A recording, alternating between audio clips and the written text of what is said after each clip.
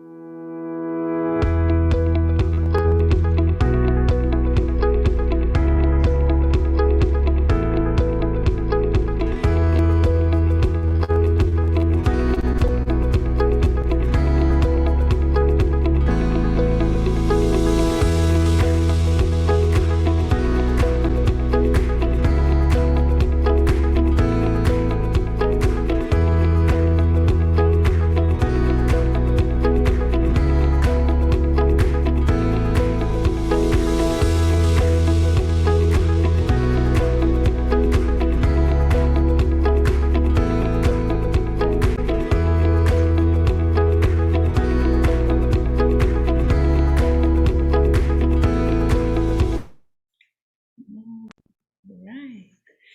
All right. Welcome, Leslie. Thank you for joining me today. Yeah, thank you for asking. Awesome. So to start, do you mind just giving an overview of the services that Hope Haven provides for our community? Sure. We provide services for homeless individuals, men, women, families with children, and we have several programs. Our emergency shelter obviously is for someone who's homeless and needs immediate shelter, food and shelter. And then we have some supported housing for people who've been chronically homeless due to a mental health problem, and that's actually permanent housing. Then we have wrapper rehousing, where we try to help families with children transition out of shelter as soon as possible, because having children living in a shelter is really not conducive for school or just their childhood experience. So our rapid rehousing program is really geared to getting families out within 30 days. Oh, And we also do outreach. So when we get calls from anyone in the community that they've seen somebody homeless, living in a park or behind a store or something, we go out and we do outreach. And so, yeah, and we do prevention programs. So if someone falls behind in rent, and all it would take is some financial assistance to keep them in their apartment or their home instead of coming to Hope Haven, we can do that also. We can help them out financially. oh, awesome, awesome. Yeah. I just heard a snippet about Hope Haven this morning on the radio.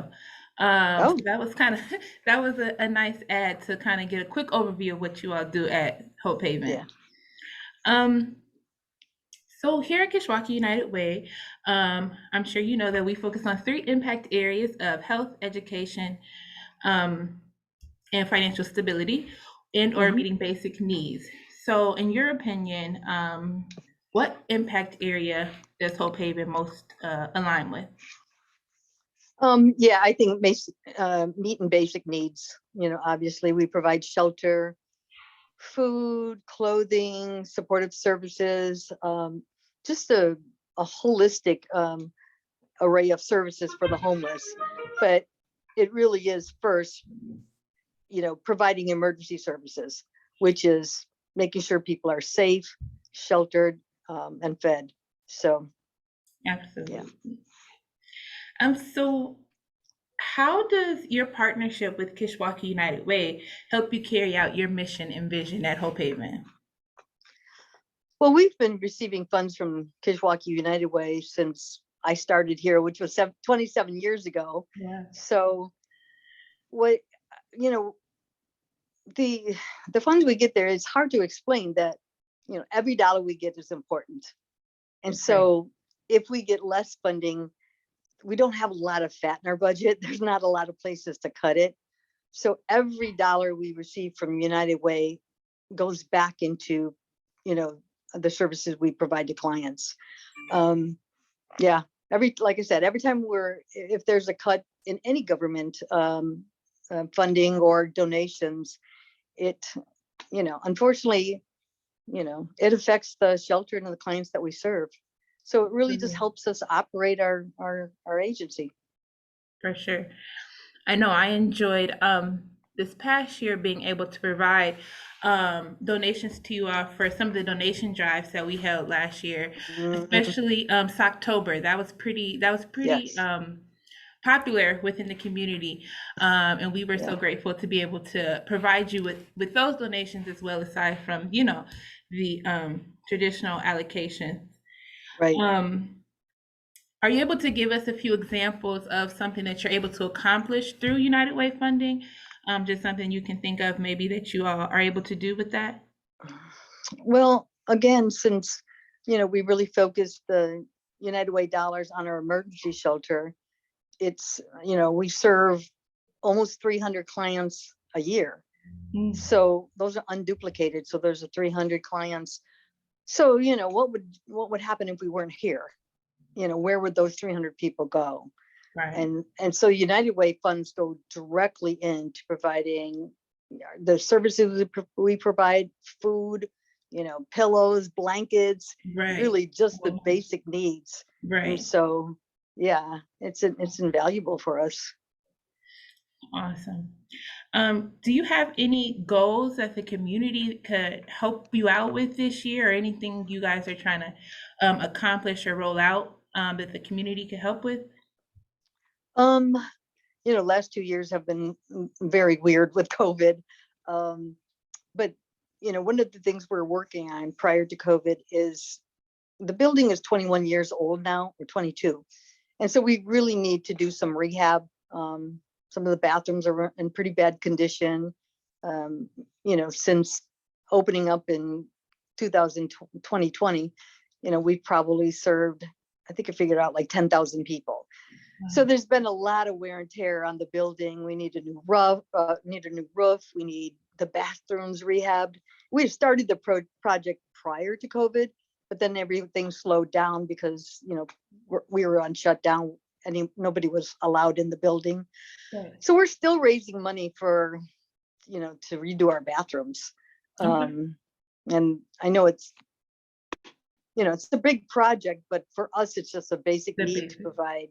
Yeah, to provide Right. safe accommodations, like some of our bathrooms, are getting like mold on it. So, it's a really emergency for us to take care of, the conditions at Hope Haven. So that's what we're involved in right now, as far as a big project.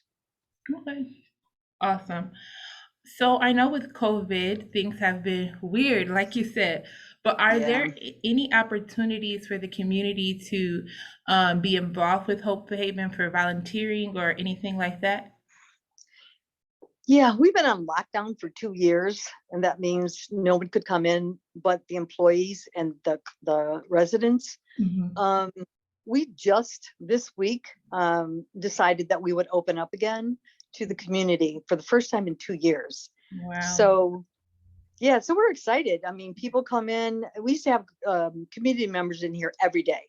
I mean, literally, there's so much synergy between Hope Haven and the community, Hmm. because it really was started by the community. Hope Haven was back in 1986.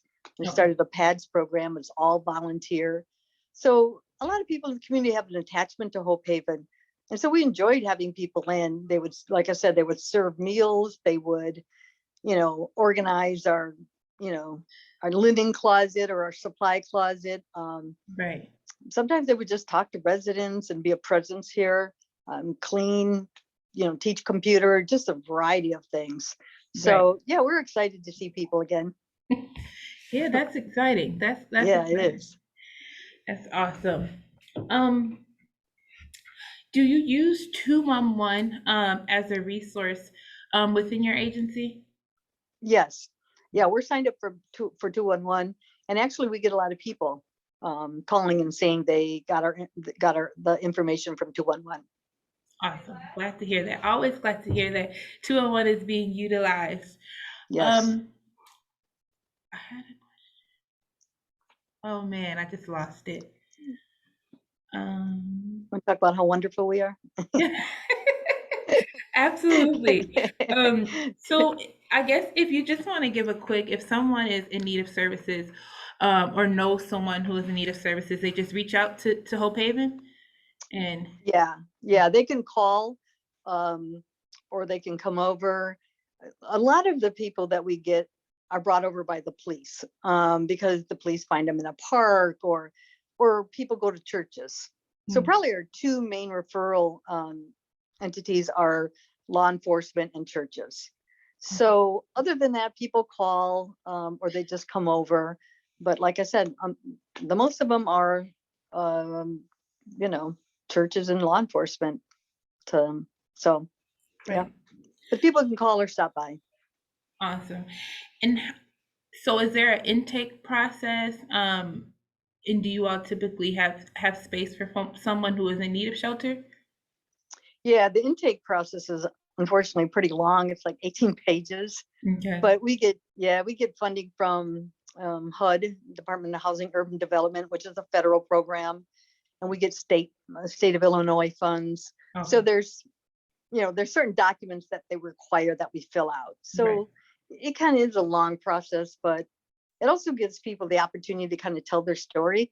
And people actually like that time. It takes like an hour to talk about, why this happened, why are they homeless? And Right. I think there's a lot of shame attached to being homeless.